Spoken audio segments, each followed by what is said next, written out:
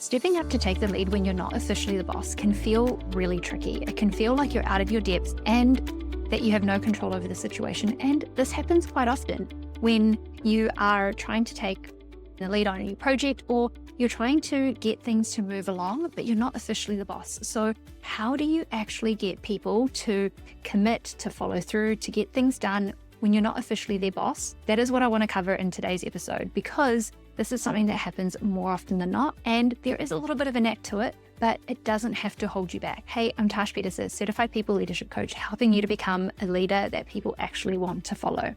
And what I'm going to do is I'm going to share the 4 steps on how to lead people when you're not officially their boss. And I'm going to share exactly how you can do it with some mindset reminders so that you can do this effectively with some sense of authority, even if you don't have the official authority title.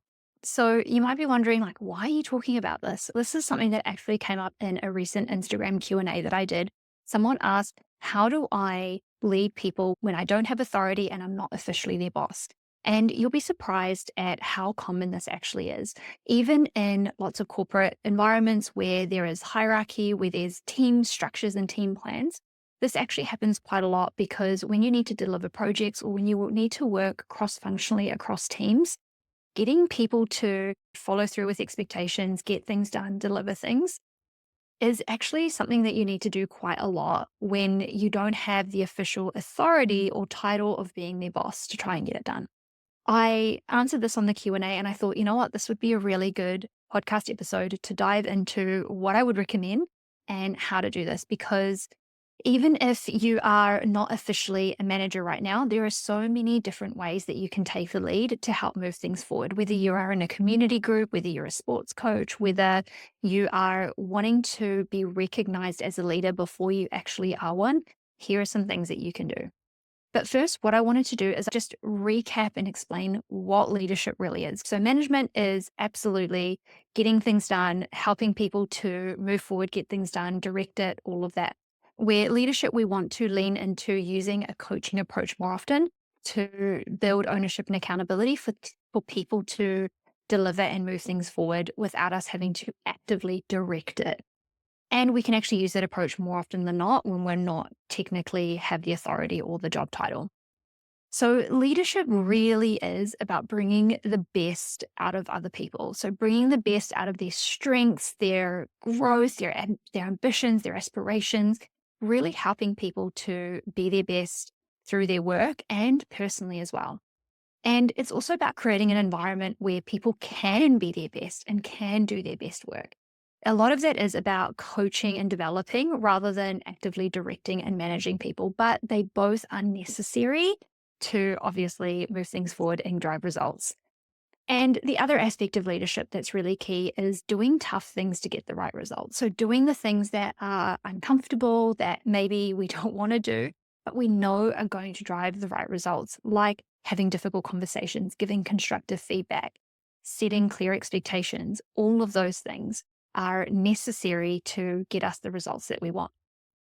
And often when we don't have that formal leadership title, we can think that we're not the best person to be doing this. We're not the best person to be setting expectations, to be giving feedback, to be directing the vision, any of those things. And yes, there are people who are in the formal job titles who need to be doing those things, but we all can actually take the lead in a lot of different ways. We can all shoulder that responsibility to make sure that we're actually getting the outcomes that we need, that we are achieving the goals that is necessary for us to achieve.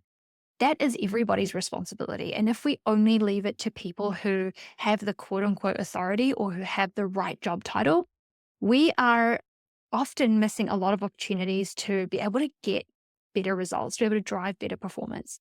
Whether that's because we have impromptu times where we can do that in the moment, or the other formal managers might be busy. They might be caught up in other things, and waiting for them to step up and do that when we need it can actually hinder our ability to move forward.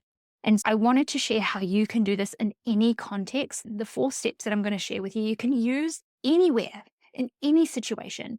And it will highlight that you have leadership potential. It will highlight that leadership matters to you and that you are taking that initiative and that you're taking that ownership and that responsibility to start leading the people around you. What are the 4 steps? Let's just go straight to it. The first step is connect to the shared vision and goal. There needs to be an overarching goal, an overarching objective or vision that as a group or as a project you're trying to achieve, you're trying to get. Now, if you don't have this and you don't have anything to connect what you're trying to drive people to do, why are they going to do it? Like, why are you doing anything? And this is often the key piece that's missing. There's not a clear enough goal or objective that people are working towards that really compel them, that draw them in, that drive them to want to show up and do the great work that they're there to do. Even if you're not the boss, even if you're not the formal manager, if you can connect and articulate that overarching goal and use that in how you communicate with the people that you're trying to drive performance from, you are going to have a leg up in terms of getting them to start moving and taking action and doing the things that you need them to do. So, for instance, say you're a product development team and you are trying to create a new feature for the system that you're building or for your product. And you are the product manager, but you're not formally the manager of the team that's delivering the designs, maybe, or the said features. So you're the product manager, you're responsible for delivering this widget or this new feature. And that includes the design team, the engineering team, and the testing team. So you're not formally the manager of those 3 areas. But you know that the overarching goal is this, to deliver this widget by this time, which is going to allow us to get this outcome with the customer or with our clients. And so what you need to do is you need to be able to articulate and use that goal and that vision as your drawing point, as your driver for helping to get them on board. That first point is to connect to the goal and the vision that you're trying to achieve. Whether you're the formal boss or not, that goal and that vision should be clear. The second thing is start to set expectations. Now, the thing that we tend to fall into, so when we are maybe wanting to aspire to management, to people management or people leadership, we can sometimes think that setting expectations is only for people in a position of authority. And this is not true.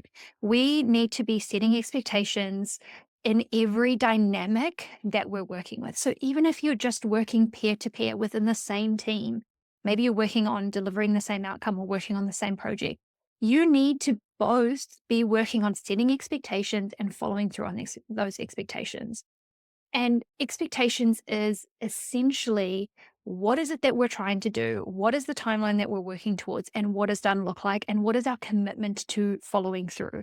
When our expectations can be clear, we're creating a commitment between 2 people or between a team on what is going to get done. And once we have that commitment, that is ownership. That is accountability of what is required to do to get the work done. Now, these expectations need to be orientated and connected to that overarching goal and vision that I talked about in the first step. If you don't know what that bigger goal is, you're not going to know what kind of expectations need to be set. And you're not going to know what is necessary in terms of priorities on what to deliver first, second, third, fourth, fifth. Essentially, expectations need to clearly define what is the outcome that you're looking for. So what does done look like? What does success look like when they finish this thing? What is the why? What is the context behind following through on this thing, setting this expectation? And that's that vision and goal. The third thing is, what is the timeline in which you are working towards? So when do you expect this thing to be done by this person? And then 4, what is it that they need from you in order to follow through with this expectation? Is there anything additional that they need from you? Do they need some extra coaching? Do they need support? Do they need to reach out to someone else to be able to help them to do this? And the one key thing I really want to remind you of is that you do not need to be in a position of authority to set expectations with people. Expectations is something that we need to have in every relationship dynamic to clearly articulate what I'm going to do and what you're going to do and what are we going to see when we get to the end of it. That is the expectations. That is what we need to be doing. So in the ongoing example that we're using here, as a product manager, you need to set expectations with the design team. When are the designs of this feature need to be done? What does success look like with that design? Are there any touch points that we need to discuss as we go through the design? Is there anything that they need in order for that design to be completed? Maybe that's input from several people, or maybe that's a really clear brief that needs to be done. Then you will have setting expectations with the engineering team. What do they need to do? What do they need to have done? By when? What is it that they need in order to get that done? And then you might have an expectation with the testing team. Okay, when we get this back from the engineering team, this is how long you're going to have for testing. This is what I need you to test, or this is what we're looking for as part of the testing. What do you need from us to make sure that testing is as comprehensive as possible? And then what check-ins do we need? Things like that. So again, these are the mutual expectations that you're setting in order to drive results. And if we can be really courageous with and clear and direct with setting these expectations, people want to follow through. And also because it's connected to that overarching goal, that overarching outcome that we're all driving towards, there's going to be more reason to want to follow through on those expectations, because they're going to know that it's okay. In order to achieve this goal, these expectations need to be met, these outcomes or these deliverables need to be completed, so that we can then move to the next step, so that we can then get the outcome that we're looking for. So that's the second step when leading without being the boss.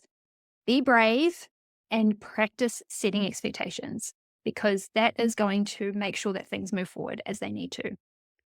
The third thing is to build your influencing and coaching skills. When you don't have the formal title, you need to really develop your influencing skills, your ability to influence, to get buy-in from someone so that they can do what you need them to do, so that you can leverage them to get what you need done.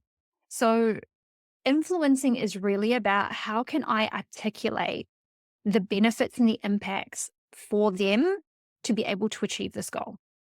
This is not about manipulating them to do what you need them to do, because we're not trying to control them, but we're trying to use connection to be able to influence them. If you don't have the formal title, you will really need to lean into this and really understand who are the people that you're working with. So for instance, design, engineering, testing, those are the three teams that we're working with. So for design, how can I use what I know about this person who works in the design team to really get them to buy into doing this thing, to make them more willing to follow through on the expectations that I'm needing to set with. And maybe it's that them participating on this particular project is really going to benefit their growth plans. And maybe you don't know those things in particular. You can also just learn to get to know people. And this is why building trusted influence is really important. And we talk about this a lot in my VIP Leaders program around how to build trust and influence, that you can leverage the relationships that you have when you need them, but doing that based on connection. And again, okay, how would working on this project benefit you? How would following through on this expectation or delivering this result help the design team? And also, how would this support the client or the customer? If they're involved in this, if they help to create this outcome, what benefit could this have that they could use in the next performance review? And you might not be able to go to that depth because you might not know the ins and outs of the person to that level. But the more that you get to know people, the more that you get to know the people that you work with, the more that you're going to be able to touch on those relationship points to be able to influence to what you need.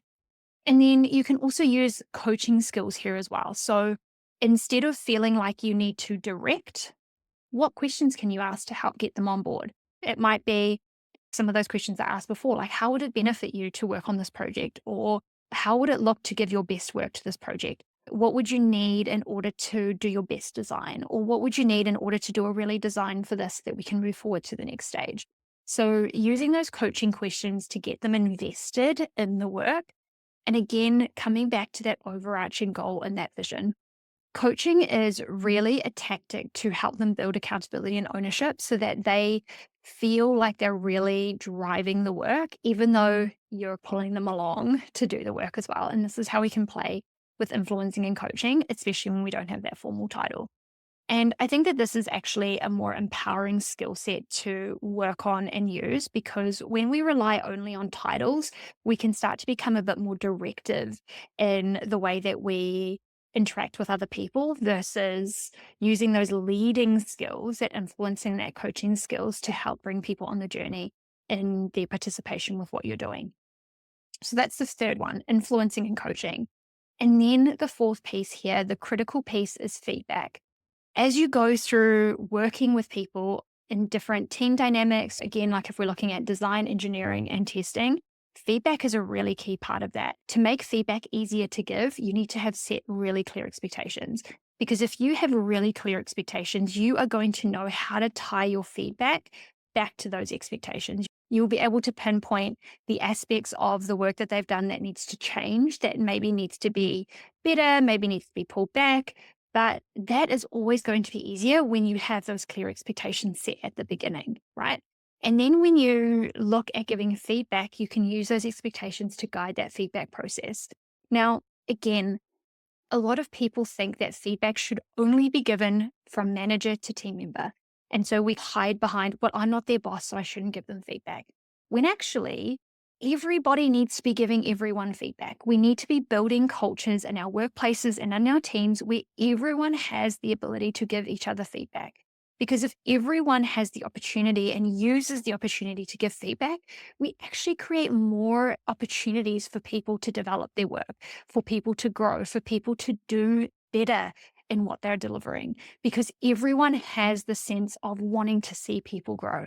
Remember that feedback is fundamentally about upskilling and growing people, upskilling and helping them to develop and grow and do their best work. So if we keep that intention in mind, we are far more willing to give feedback.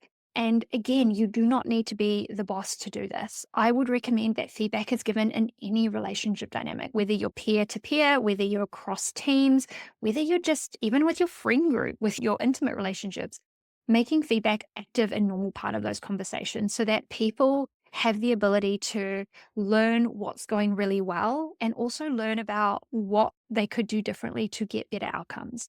Remember, feedback is not only about the criticism about what needs to improve, but also what's working really well and what you want to see more of. The more feedback you bring into these conversations, and this can be as simple as, hey, that design that you delivered, this and this was really on point. I really love those aspects of the design. I think these two aren't quite hitting the mark. What do you think about adapting this and this? I think we could make a better connection there. See, like you're acknowledging what part of that piece of work is on point, is working well, and then what part of it needs to improve and needs to change in order to hit the mark that we're looking for. That's a really simple way of giving feedback. And again, if you've set those expectations up front, giving that feedback becomes a lot simpler. Again, we need to step back and go, where am I hiding behind not having a title so that I don't have to do these things? When actually, if I really want to take the lead, if I really want to drive results, drive performance, and be able to be seen as the leader that I want to be seen as, can I step in and lean into leading even if I don't have the title? Because these are the factors of leadership. Being able to connect to that overarching goal and vision, step one. Being able to set clear expectations about what people need to be doing and why, step two. Being able to influence and coach them, use language to bring in the benefits and the impacts of what they're going to be doing, and then using coaching questions to help them get that buy-in, to build that ownership and accountability. Step three. And then lastly, step four, having feedback be a recurring part of the conversations that you're having with the people that you're working with. Connecting back to the expectations that you set at the beginning of the process and making sure that is a consistent and fluid part of the working dynamic and the relationship. Because honestly, if we only rely on position titles, we're not going to get very far. And I'm not saying that you need to be going and having one-on-ones with everyone and talking about their growth and development plans and having their performance reviews. Absolutely not. That is not your job. That is absolutely the job of the formal manager of that person. However, you can help take the lead on the work that you're doing and bring people along to get the outcomes that you're looking for. So that is what I'm really encouraging you to work on and focus on so that you can be seen as the leader that you are, also so that you can drive things forward. And this is even more important if you never have interest in becoming a people manager, but you still want to maybe take the lead on projects or informally take the lead on particular things. These 4 steps are going to help you to do that. And then, as always, I wanted to wrap up with some mindset reminders to help you and to just to keep your mind in the game here. The first one is Achieving goals and getting things done isn't only pushed by hierarchy. It happens with influence and expectations. So use them. Use your influencing capability, your relationships with people to get things done. Don't rely on hierarchy.